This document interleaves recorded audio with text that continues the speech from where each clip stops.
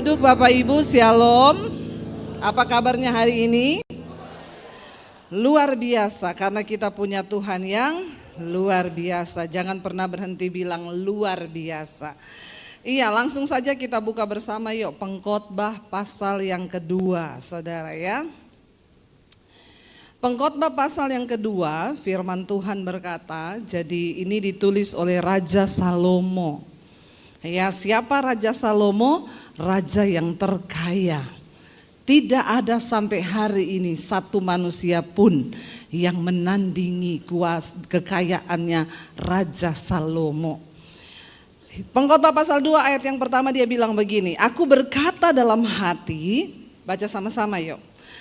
Mari, aku hendak menguji kegirangan, nikmatilah kesenangan, tetapi lihat juga itu pun sia-sia ya. Jadi kalau saudara healing ya, cari-cari kesenangan, cari kegirangan, kata Salomo itu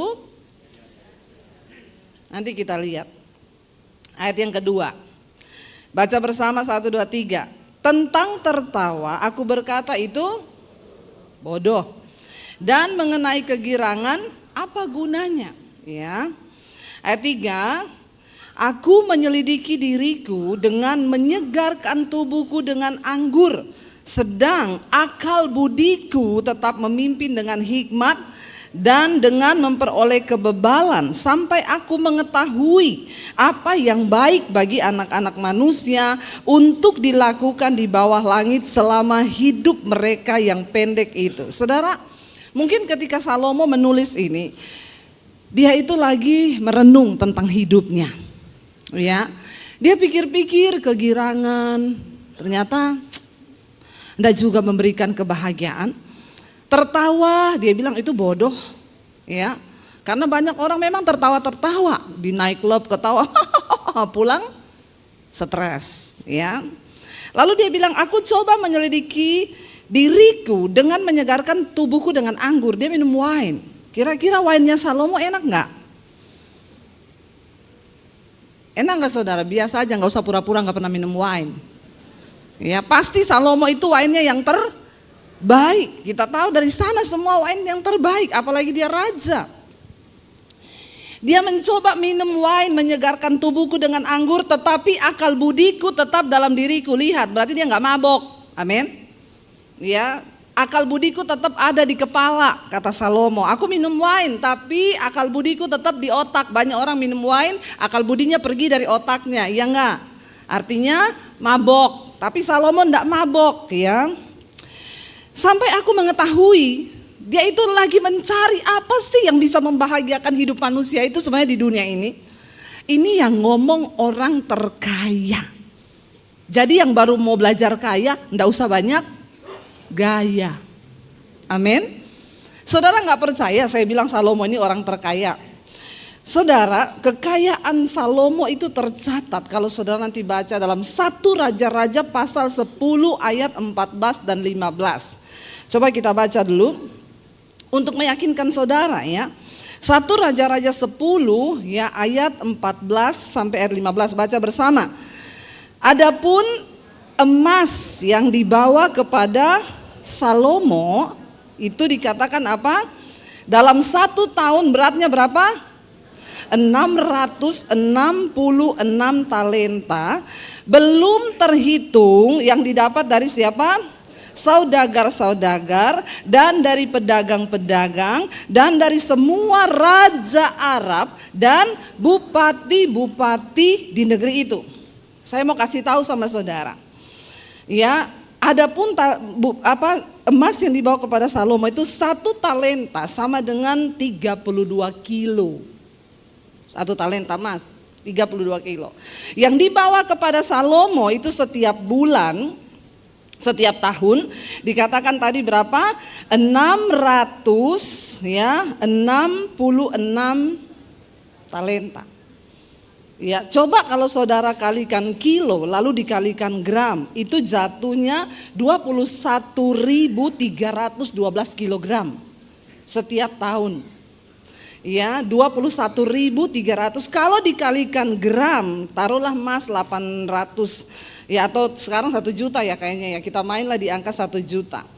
Ya, berarti saudara setiap ya tahun ya, kalau kita kali 40 tahun aja langsung ya, Salomo berkuasa 40 tahun.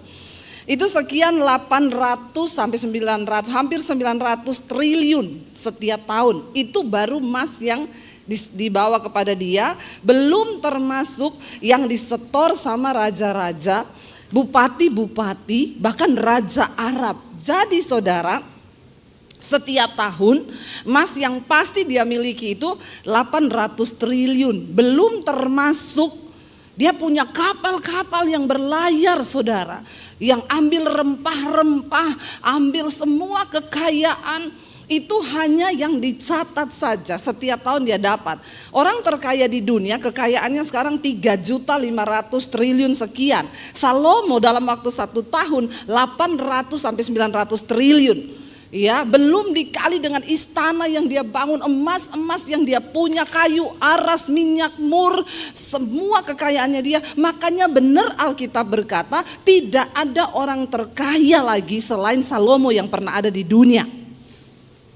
Bayangkan loh, dia menulis tertawa sia-sia. Ya, tertawa itu bodoh. Coba kita lanjutkan ayat yang Pengkhotbah pasal 18, pasal 2 tadi. Ya, sekarang kita sudah sampai di dia mencoba apa ya, menemukan sesuatu di bawah hidup ini, di umur kita yang pendek ini. Ayat 4 dia bilang, lalu dia melihat ya, ternyata yang terbaik bagi anak manusia itu, ayat 4 kita baca bersama. Lalu aku melakukan apa? Pekerjaan besar, mendirikan rumah-rumah. Ya, dia coba membangun rumah-rumah besar, menanami kebun-kebun anggur. Dia coba bergerak di bidang properti, perkebunan.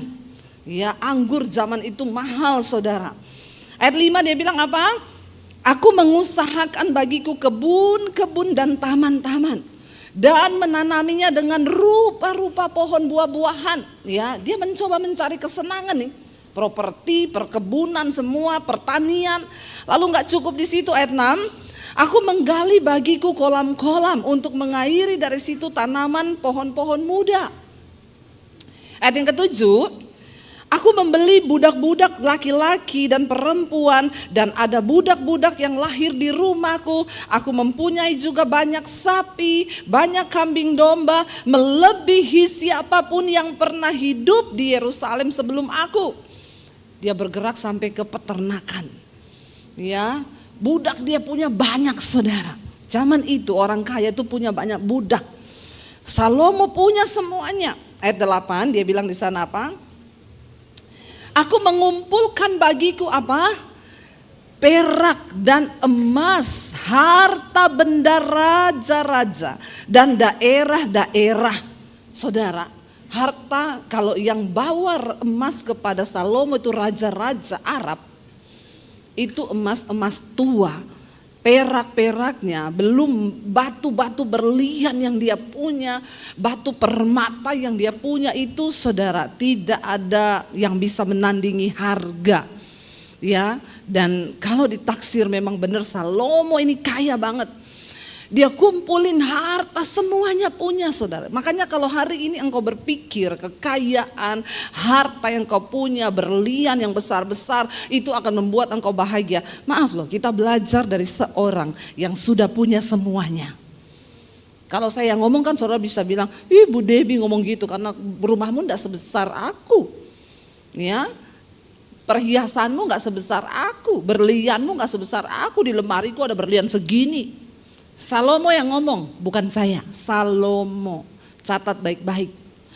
Orang yang terkaya dari orang yang pernah ada di muka bumi. Semua dia punya. Dia coba bekerja semua mencari kesenangan bagi dirinya. Dia tidak temukan. Ya, bergerak di bidang perkebunan, dia coba mencari sesuatu, enggak bahagia, dia enggak dapat apa-apa.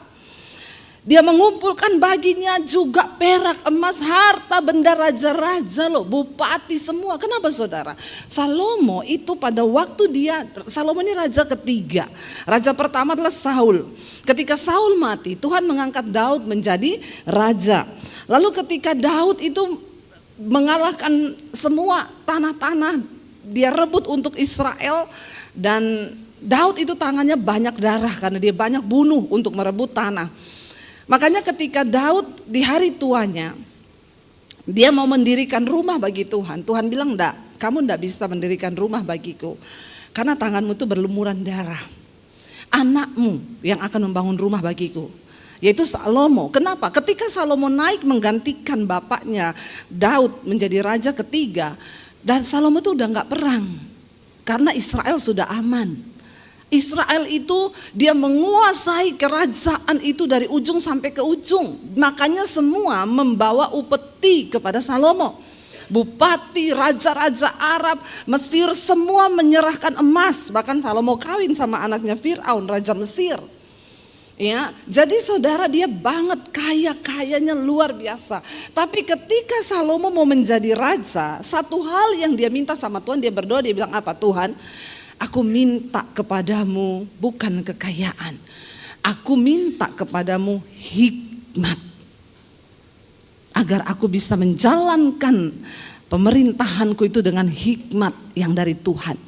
Lalu Tuhan bilang, karena kamu tidak minta kekayaan, kamu tidak minta uang, kamu tidak minta umurmu diperpanjang, tapi kamu minta adalah hikmat untuk melakukan semua ketetapanku sebagai raja. Kamu harus memutuskan dengan hikmat Tuhan. Makanya Tuhan bilang, aku beri padamu hikmat plus dapat bonus kekayaan besar akan aku berikan kepadamu. Makanya bapak-bapak jangan berdoa minta kaya terus, amin. Kalau kau berdoa minta kaya, mungkin kau bisa kaya, tapi kau stres dengan kekayaan itu. Berdoa minta hikmat Tuhan. Ketika engkau berdoa minta hikmat Tuhan, bonusnya dikasih kekayaan. Ya, jangan cuma kejar uang, kejar harta, kejar kekayaan. Engkau sedang salah fokus. Ketika engkau bekerja, berbisnis cuma dengan tujuan satu, cari uang dan uang. Kaya dan kaya. Engkau sedang gagal fokus. Kau gak bakalan dapat apa-apa. Tuhan bilang, karena kau minta hikmat untuk bisa melakukan tugas sebagai raja sesuai dengan ketetapanku, maka aku beri hikmat engkau. Dan bonusnya kekayaan, kehormatan, dan kemuliaan. Wow gak saudara? Wow, ya kita semua butuh hikmat Tuhan. Akhirnya Salomo naik menjadi raja. Semua mendengar tentang hikmat Allah yang begitu luar biasa, sehingga raja-raja di sekeliling Israel setiap itu datang kepada Salomo untuk mendengar perkataan hikmatnya. Loh, orang itu kalau berhikmat, orang datang cari kau saudara, amin. Itu sudah pasti, kalau hikmat Tuhan ada padamu, ya, berkat akan mengejar hidupmu. Ya, asal punyalah hikmat Tuhan. Setiap hari raja-raja, saudagar-saudagar kaya, bupati, kepala daerah, bahkan orang-orang kaya ternama dari bangsa-bangsa datang untuk mendengarkan hikmat Salomo. Wow, luar biasa. Mereka datang itu, tentunya orang kalau datang kan tidak dengan tangan hampa toh. Mau mendengar hikmat, tentu bawa persembahan. Itu udah pasti, saudara, jangan bingung ya. Saya ini mengucap syukur ya. Ya mungkin Tuhan kasih hikmatnya sedikit kepada saya ya.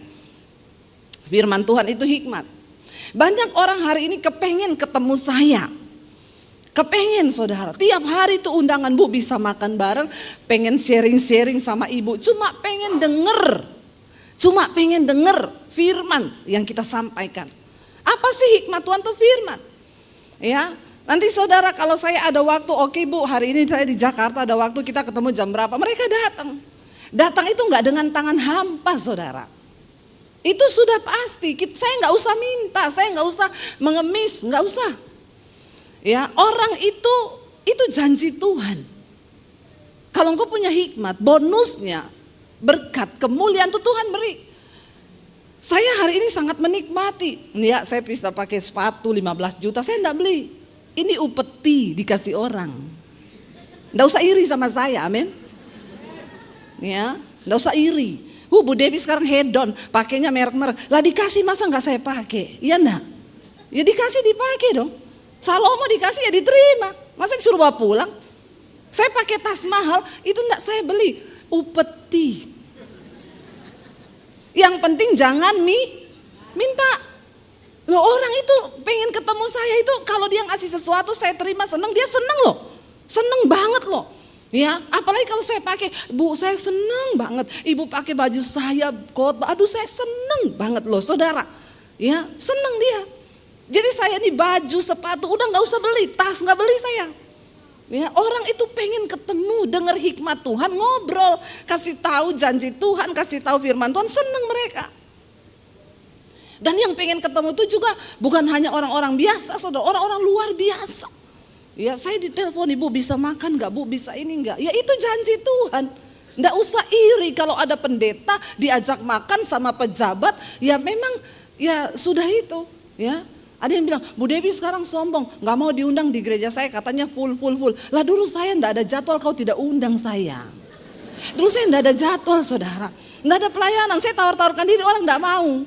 Ya Pak undang saya lah di gerejamu. Enggak, siapa kamu Debbie Basir? Nah sekarang setelah saya begini, kok ibu gak mau datang? Bukan gak mau datang, memang Tuhan itu membawa kita itu ya gimana ya, diakui atau tidak saudara. Saya pun tidak bermimpi dan tidak pernah berharap ada di tempat seperti hari ini. Banyak orang yang kepengen ada di tempat seperti hari ini, tapi juga gak bisa. Itulah anugerah, amin. Minta hikmat Tuhan. Salomo tidak bisa menolak. Orang bupati datang, raja-raja Arab datang minta janji. Pasti sekretarisnya Salomo bilang, Pak Raja Arab saya mau ketemu Raja Salomo kapan ya, saya mau datang bawa upeti, mau dengar hikmat kata Alkitab. Maaf ya Pak, ini Raja Salomo sudah full, bisanya tahun depan, mau enggak? Mau ya enggak? Iya, bayangkan semua saudagar orang kaya-kaya pengen ketemu. Ya pasti ada jadwalnya. Ya ada jadwalnya. GSJS Bu minta tiap bulan, enggak bisa Pak. Ya nanti tahun depan lagi kita ketemu. Kan dibagi-bagi tuh saudara. Saudara, itu janji Tuhan. Salomo menikmati kelimpahan apa yang Tuhan janjikan. Hikmat aku berikan plus kemuliaan, kehormatan. Orang akan mencari engkau karena hikmat Allah yang ada di dalam dirimu kata Tuhan. Raja-raja pengen ketemu loh. Saudara, akhirnya dia itu dalam kekayaannya, dia mencoba menemukan kebahagiaan loh. Kurang apa coba? Dihormati raja-raja, semua datang mendengarkan, dia bangun rumah-rumah besar, dia bikin pertanian kolam diairi, tanami pohon-pohon, berharap dia bisa menikmati hidup, tapi ternyata enggak juga. Ayat 8, aku mengumpulkan bagiku juga perak dan emas, harta benda raja-raja dan daerah-daerah. Lalu dia bilang gini, aku mencari bagiku apa? Biduan-biduan dan biduanita dan yang menyenangkan anak-anak manusia, yakni banyak gundik. Dia undang semua penyanyi terkenal datang ke istananya nyanyi. Mungkin hari ini kalau sudah ada Salomo, Inul diundang. Ya, diundang penyanyi-penyanyi terkenal, siapa? Justin Bieber diundang, biduanita. Pasti yang nyanyi depan Raja Salomo bukan penyanyi yang fals, amin. Penyanyi terbaik, karena dia berpikir akan dapat penghiburan, kebahagiaan dalam jiwanya. Lalu bukan cuma itu, dan yang menyenangkan anak-anak manusia, yaitu banyak gundik. Memang ternyata menyenangkan ini bagi bapak-bapak ya. Ya, tapi bukan bapak-bapak di sini ya. Amin ya bapak-bapak ya. Karena ada istrinya di samping. Banyak gundik itu menyenangkan loh, Salomo bilang loh ya. Jadi enggak usah bilang pura-pura, tidak. Memang yang menyenangkan zaman dulu kan boleh, orang punya istri banyak, apalagi raja. Ya, bayangkan tercatat Salomo itu punya wanita yang di sampingnya itu berapa saudara? 700 gundik 300 istri. Jadi 1000 totalnya, 1000. Kalau ketemu satu hari 3 tahun setengah baru ketemu. Iya. Ya, 3 tahun setengah ketemu 1. Itu 1000. Bapak-bapak mau punya gundik 1000? Mati kau, mati. Nggak usah 1000, 2 saja. Coba kau selingkuh, punya peliharaan 2, 1 istri sah, 1 selingkuhan. Pasti kau kena serangan jantung. Cekot-cekot jantungmu ya. Siapa bilang enak? Nggak enak. Ini Salomo loh, orang kaya yang sudah menulis ini. Ya kaya banget, boleh, dia raja, bebas mau pilih siapa aja yang dia mau nikahi. Semua yang tercantik dari semua wilayah. Seleksi untuk menjadi gundiknya Salomo tidak gampang. Dan hampir semua istri dan gundiknya itu semua putri-putri raja. Badannya harum, di Mesir, tinggi-tinggi, cantik-cantik saudara. Ya mirip-mirip saya begini. Masalah buat lo, masalah. Kayaknya kok tertawanya mengejek sekali ya.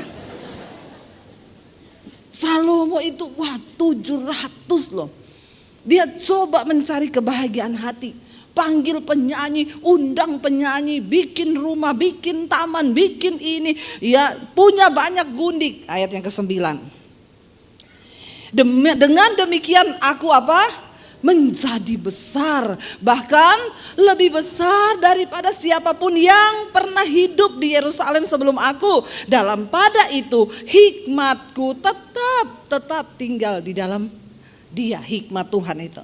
Ayat 10, aku tidak merintangi mataku dari apapun yang dikehendakinya. Dan aku tidak menahan hatiku dari sukacita apapun. Sebab hatiku bersukacita karena segala jeripayaku. Itulah buah dari segala jeripayaku. Orang kaya bebas. Ya dia lihat apa? Berapa itu tas? Ya 4 triliun beli. Kalau saudara masih pakai yang cuma 1 M, enggak usah sombong, enggak usah. Salomo itu tasnya 4 triliun, amin. Orang Indonesia itu ya baru pakai harganya 1 M, jalannya udah beda. Ketemu orang gak mau senyum, alergi. Ya, apalagi ada yang mereknya begitu tapi belinya di pasar Atom. Lebih sombong lagi kau. Pakai palsu, kepalanya diangkat tinggi. Nggak usah ya. Jangan sombong ya. Salomo dia nggak merintangi matanya dari apa yang dia pengen, dari apa yang dia lihat. Ya lewat berapa itu mobil berapa 10 triliun beli. Ya beli. Orang setahun 800 triliun itu yang tidak terhitung. Itu cuma yang sudah pasti, belum yang lain. Bebas, orang kaya mah bebas, betul gak? Saya mau bilang hari ini supaya kita ini gak usah sombong. Kalau baru punya kekayaan belum 1 triliun udah sombong. Belajar dari Salomo, amin. Gak usah sombong, semua yang kita punya ini hanya anugerah Tuhan. Dan dengar apa yang Salomo ngomong hari ini, ya membuka mata kita. Ya, dia gak pernah menghalangi matanya dari apa yang diinginkan, ya beda sama kita kan. Saya sama suami kalau jalan di Plaza Indonesia, keren tuh kemeja, mundur, lihat harganya berapa? 4 juta, mahal. Ngeri. Ya kami merintangi mata kami dari apa yang diingininya. Karena memang ya sayang walaupun boleh bisa beli, tapi uang segitu ya buat apa ya? Cuma untuk sesuatu yang kecuali dikasih ya wes pakai. Tapi Salomo nggak dirintangi loh. Apa yang dia mau? Matanya pengen, ikut, ambil semua. Pengen cewek cantik itu siapa? Cantik banget, raja mau bawa pulang ke istana. Coba toh. Siapa yang seperti Salomo? Coba, bapak-bapak di sini coba. Tuh cewek cantik baru begini aja udah dijer istrinya. Siapa? Ya, jaga matamu kuy loh. Salomo tidak, matanya lihat apa, pengen apa tinggal tunjuk, datang. Coba ya, orang seperti itu kok ada ya. Ayat dia bilang kenapa? Karena semua jeripayaku itu, semua ini aku dapat karena jeripayaku, itulah buah dari segala jeripayaku. Dia memang bekerja ya, dia pantaslah dia raja. Ayat 11. Ketika aku meneliti segala pekerjaan yang telah dilakukan tanganku dan segala usaha yang telah kulakukan untuk itu dengan jerih payah, lihatlah, segala sesuatu adalah kesia-siaan dan usaha menjaring angin. Memang tak ada keuntungan di bawah matahari. Siapa yang bisa menjaring angin? Saudara tahu apa maksudnya menjaring angin? Ya coba saudara pakai jaring, ada angin lewat di jaring, bisa enggak angin di jaring? Enggak bisa, artinya apa? Semua kosong, hampa. Ketika engkau mencari kebahagiaan di luar Tuhan, semua hanya kehampaan. Saudara pengen mobil ini, saudara nabung, saudara cari duit, setelah saudara dapat mobil itu, bosan enggak? Bosan, cuma 21 hari kita senang dengan sesuatu yang baru. Setelah itu semua menjadi kebiasaan. Ibu-ibu kau beli tas 500 juta 1M, ya cuma 21 hari kau senang, setelah itu kau bosan, pengen lagi yang baru. Itu usaha menjaring angin. Tidak ada apa-apa di dalam segala sesuatu di dunia ini di bawah matahari.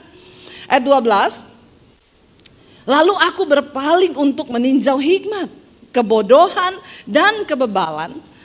Sebab apa yang dapat dilakukan orang yang menggantikan raja? Hanya apa yang telah dilakukan orang, ya. Dan aku melihat bahwa hikmat melebihi kebodohan, seperti terang melebihi kegelapan. Ayat 14, mata orang berhikmat ada di kepalanya, sedangkan orang yang bodoh berjalan dalam kegelapan. Tetapi aku tahu juga bahwa nasib yang sama menimpa mereka. Walaupun orang berhikmat, yang satu bodoh, tapi nasib yang sama menimpa. Ya, dia bilang orang bodoh mati, orang berhikmat juga mati. Ternyata sama-sama mati juga. Ayat yang ke-15, maka aku berkata dalam hati, baca bersama, nasib yang menimpa orang bodoh juga akan menimpa aku. Untuk apa aku ini dulu begitu berhikmat? Lalu aku berkata dalam hati bahwa ini pun mulai stres dia. Mulai stres. Ternyata orang itu kalau terlalu kaya juga bisa stres loh saudara. Bisa stres loh. Ya, ketika jadi orang kaya semua yang dia pengen bisa ya. Makanya saya bilang sama suami saya, kita ini dulu saudara punya uang ya, punya uang mau beli, dulu belum punya uang ya, kalau lihat Starbucks itu pengen beli, enggak bisa beli. Karena enggak punya uang. Waduh, kopi kok harganya segitu, beli beras dapat 2 kilo. Nggak jadi, sayang, bisa buat beli susu anak. Sekarang ya bisa beli, tapi diet. Diet. Ya ampun, minum kayak gitu ya, kita ini lagi diet loh, perut makin besar, badan makin berat. Kenapa? Saya sama suami ini lagi menurunkan berat badan. Bukan untuk umur panjang, bukan. Jangan salah saudara.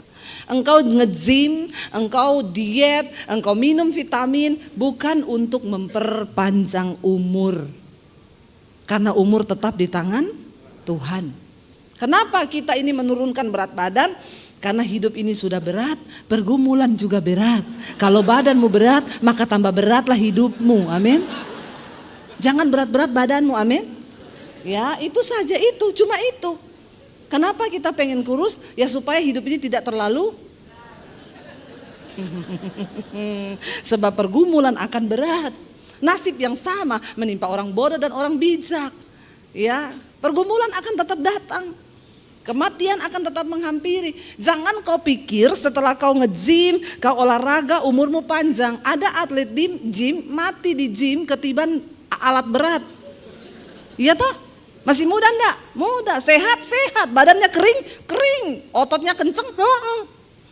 Tapi ternyata enggak sanggup menahan beban alat. Mati di tempat gym. Jadi kita ini olahraga, kita sehat, kita ini mau menurunkan badan, minum vitamin bukan untuk umur panjang. Jangan sesat. Hanya untuk supaya engkau hidup sehat. Itu aja ya, karena kalau sakit-sakitan pelayanan, aduh kita ini pelayanan ya tiap hari turun naik pesawat, turun naik mobil, turun naik kereta, kemana-mana. Bayangkan koper udah berat, kalau badan berat, nggak enak saudara, nggak enak. Ya jadi kita mengurangi, ya nggak usah harus minum obat, harus begini, nggak usah. Ubah lifestylemu.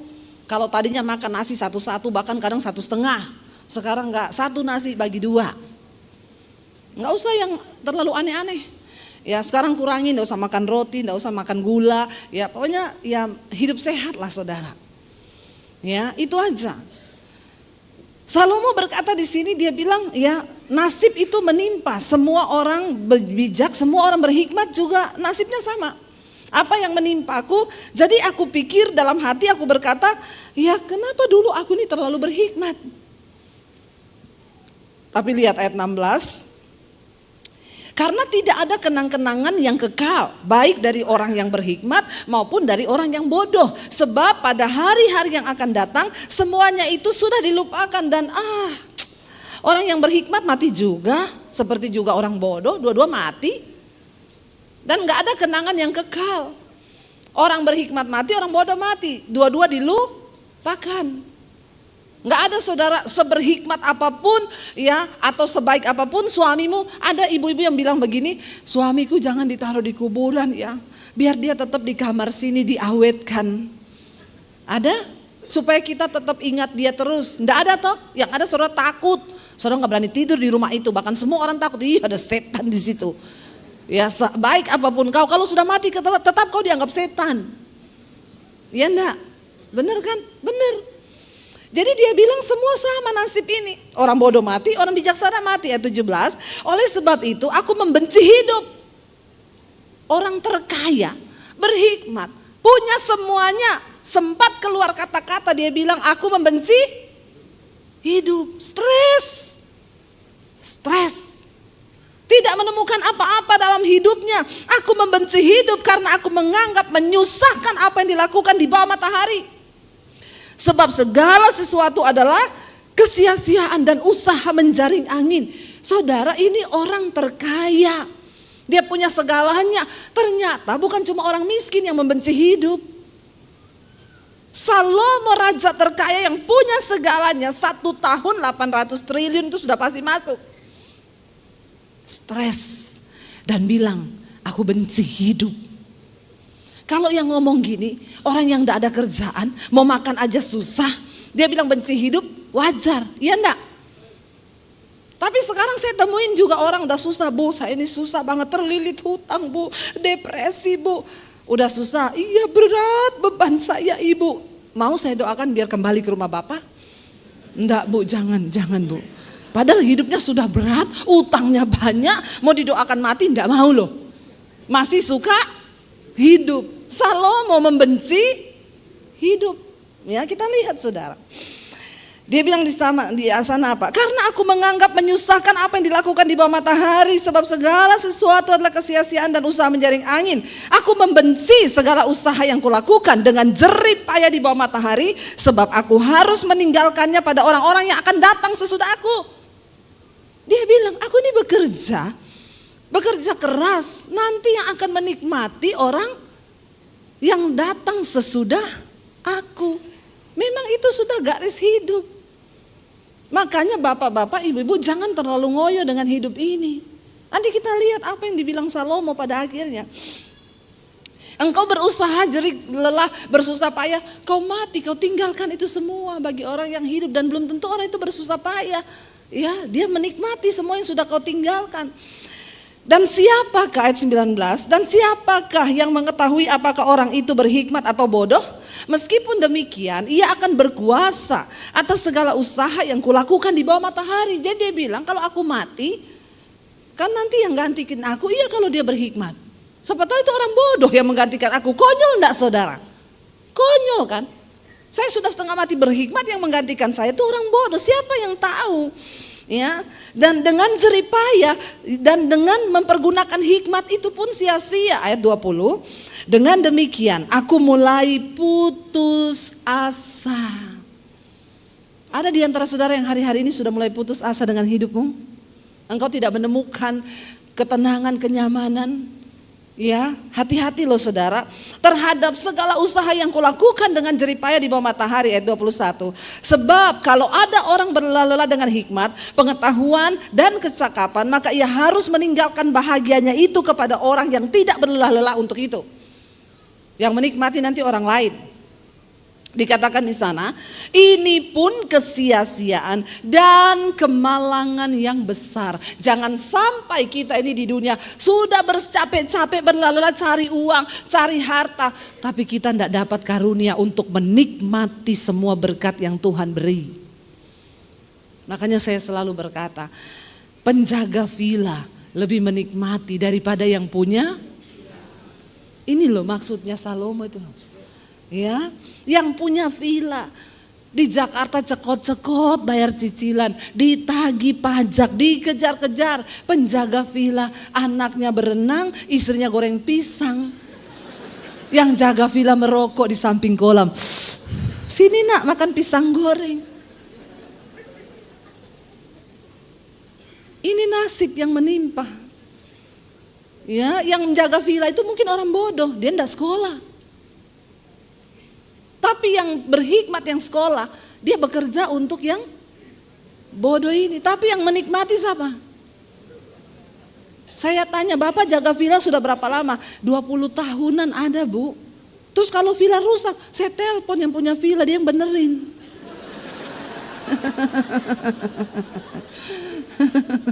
Jadi yang dapat karunia menikmati siapa, saudara? Terus Bapak digaji tiap bulan? Iya, gaji saya utuh. Ya, kalau bocor apa, listrik gini-gini, AC rusak, telepon yang punya villa, Pak. Ininya rusak, oh iya tolong panggil tukang, berapa itu? 15 juta, iya saya transfer sekarang ya. Siapa yang bekerja untuk siapa? Bodoh kalau kau tidak mengerti arti hidup ini. Bodoh, itu yang Salomo bilang, bodoh. Buat apa kau punya segalanya, berjeri lelah, punya hikmat, kalau engkau putus asa dengan hidup, benci dengan hidup. Ayat 22, apa faedahnya yang diperoleh manusia dari segala usaha yang dilakukannya dengan jerih payah di bawah matahari, dan dari keinginan hatinya, bayangkan loh, dia sudah ikuti semua keinginan hatinya, keinginan matanya. Ayat 23, baca, seluruh hidupnya penuh kesedihan dan pekerjaannya penuh kesusahan hati. Bahkan pada malam hari hatinya tidak tentram. Ini pun sia-sia. Bagi saudara yang amnesia, tidak bisa tidur, insomnia, amnesia. Kalau insomnia terus-menerus bisa jadi amnesia. Nanti lupa. Nggak bisa tidur. Tiap malam tidak ada tentram hati. Minum obat penenang. Saya dapati banyak orang kaya, kalau tidur harus minum obat. Orang miskin enggak, belum sampai pintu rumah, sudah ketiduran depan pintu. Kenapa? Capek bekerja. Capek, makanya saya kalau orang kaya, Bu Debbie doakan saya, Bu. Kenapa? Saya hari-hari ini enggak bisa tidur, saya cuma bilang, Bapak Ibu kurang capek itu. Kurang capek, coba lari-lari keliling rumah 10 putaran. Kau pulang pasti kau tidur. Kalau tubuhmu capek, maka otakmu juga ikut tidur. Tapi kalau tubuhmu kurang capek, otakmu capek, itu kau enggak tidur. Ya, tukang ojek yang kerja seharian capek, belum pulang, baru geletak lepas helm udah tidur di kursi. Ini pun adalah sia-sia. Yang kaya turun pakai sopir mobil mewah, masuk enggak bisa tidur di tempat tidur, bolak-balik ingat hartanya, kerjaannya, hatinya enggak tentram. Ya, mudah-mudahan ada yang mendengarkan di sini nih, yang enggak bisa tidur kalau malam. Ini pun sia-sia. 24, baca. Tidak ada yang lebih baik bagi manusia, ya, dia bilang, daripada apa? Makan dan minum dan bersenang-senang dalam jerih payahnya. Apa yang paling bagus kata Salomo? Bersukaria dalam jerih payahmu itu makan minum, bersukacita, makan minum. Tapi dia bilang apa? Aku menyadari bahwa ini pun, biar kau punya uang, biar kau punya segalanya, kesenangan, kebahagiaan itu hanya datang dari tangan Tuhan. Tepuk tangan buat Tuhan. Tuhan, hanya dari tangan Tuhan. Sekaya apapun engkau. Ini yang tulis Salomo. Yang setahun sudah pasti masuk berapa tadi? 800 triliun. Saya tuh coba bayangkan, andai ku punya 1 triliun. Kalau saudara dikasih 1 triliun hari ini mau apa saudara? Kipas-kipas bu. Salomo setahun dapat 800 triliun. Belum emas tua setoran raja-raja Arab. Itu bisa ngomong, aku membenci kehidupan. Karena kepuasan jiwa manusia hanya bisa diisi oleh sesuatu yang tidak terbatas. Manusia itu jiwanya terbatas. Salomo itu manusia itu jiwanya nggak terbatas. Dia coba cari gundik, dia coba undang penyanyi, apa yang hatinya ingin dia dituruti, ini dia turuti. Tapi ternyata nggak bisa bikin kesenangan jiwa. Kenapa? Karena jiwa manusia tidak terbatas. Yang tidak terbatas nggak bisa diisi dengan yang terbatas. Uang tidak akan pernah bisa memuaskan jiwa. Apa yang bisa puaskan jiwa? Sesuatu yang tidak terbatas, yaitu hanya Tuhan yang tidak terbatas.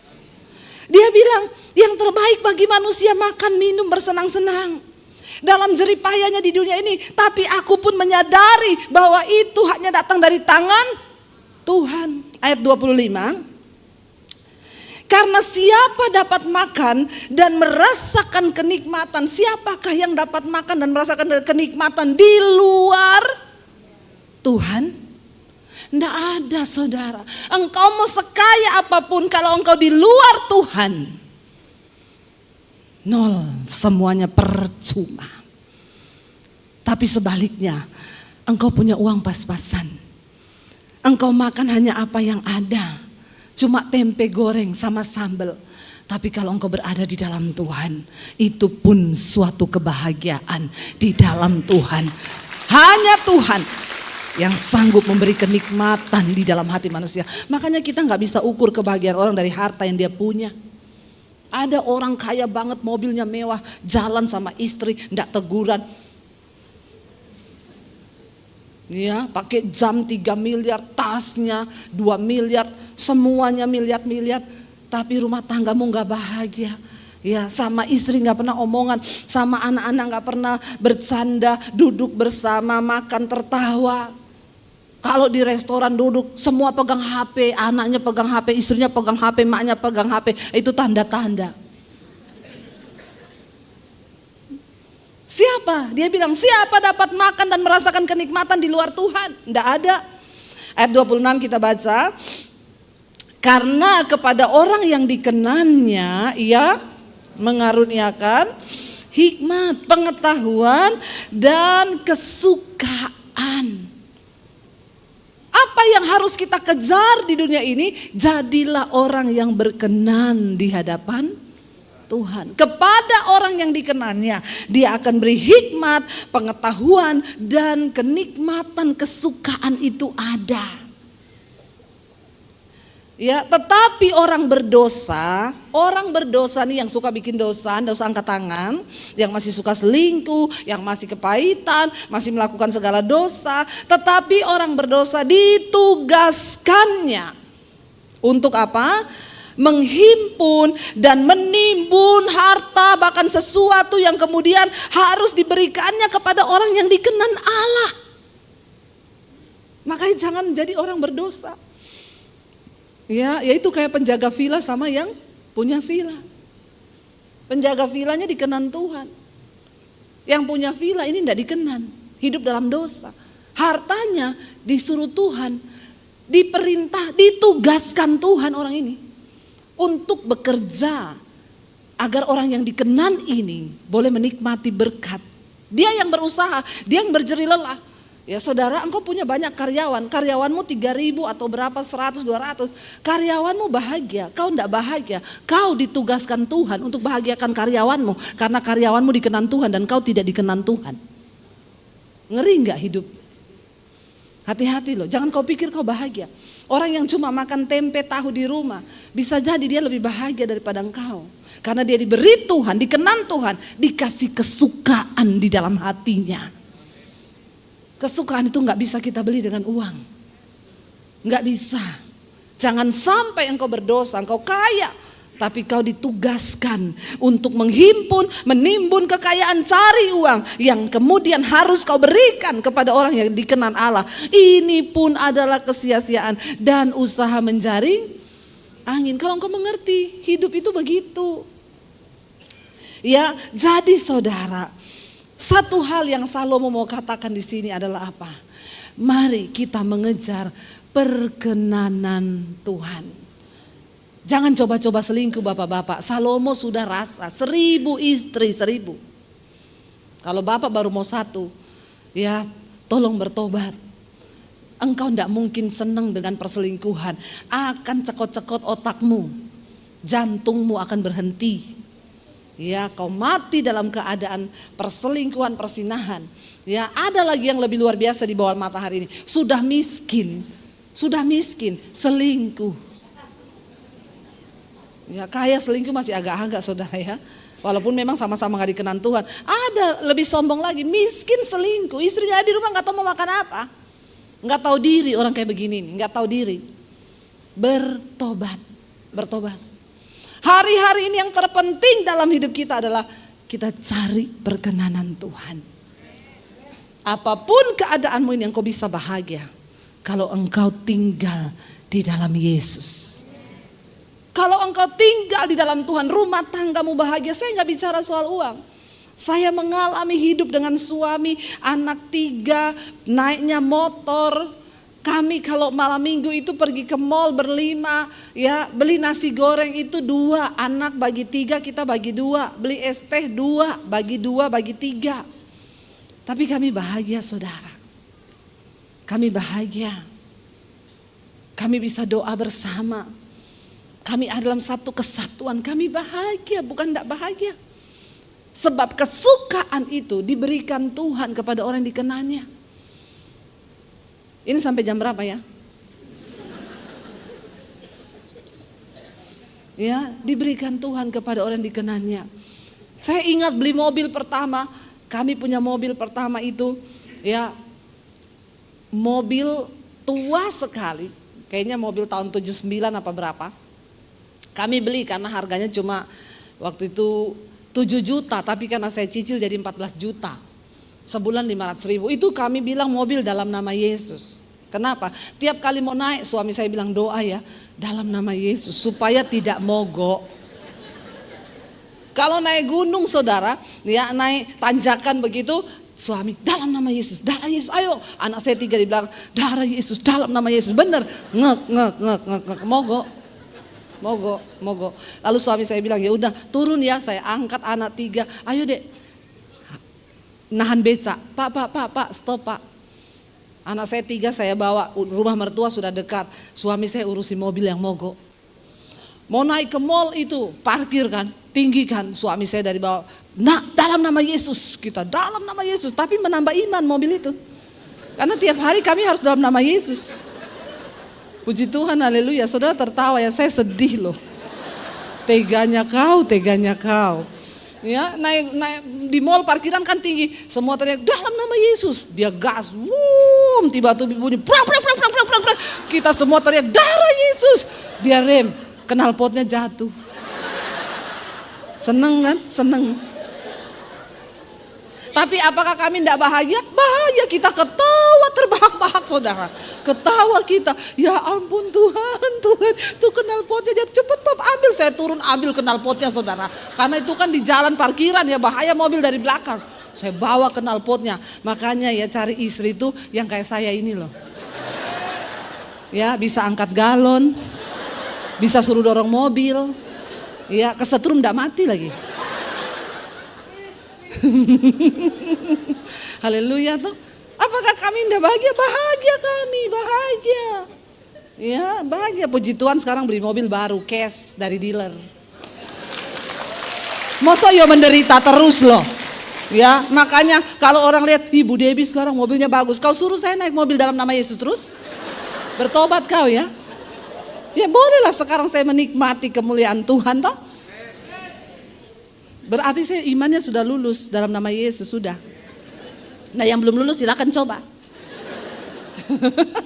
Akhirnya mobil itu berakhir apa? Kami pelayanan ke Surabaya, titip di rumah teman. Kami lagi di Surabaya, teman saya rumahnya kebanjiran sampai di atas rumah. Itu mobil terkubur dengan air di situ. Ya sudah berakhir di situ sudah itu mobil. Nggak bisa, mobil sudah tua banget mau diperbaiki apalagi sudah tidak bisa. Tapi kebahagiaan itu kami dapat di dalam Tuhan. Hanya di dalam nama Yesus itu ada penghiburan, ada kesukaan. Ayo kita bangkit berdiri yuk. Ya sudah selesai ini saudara, waktunya udah habis. Saudara, kita percaya bahwa perkenanan Tuhan itu lebih dari segala-galanya. Kita percaya dalam setiap musim hidup kita, waktu kita berjalan bersama dengan Tuhan. Disitulah kita menemukan saudara, ada kesukaan yang Tuhan berikan. Ada penghiburan dalam Tuhan. Kita bisa menikmati bukan karena merek yang kau pakai, bukan karena apapun di hidup ini, tapi di dalam Tuhan. Mari kita mau bilang, kami mengucap syukur Tuhan karena kami tahu dan percaya bahwa Engkaulah sumber kekuatan di hidup kami. Bahwa di dalam Yesus itu ada penghiburan, ada sukacita.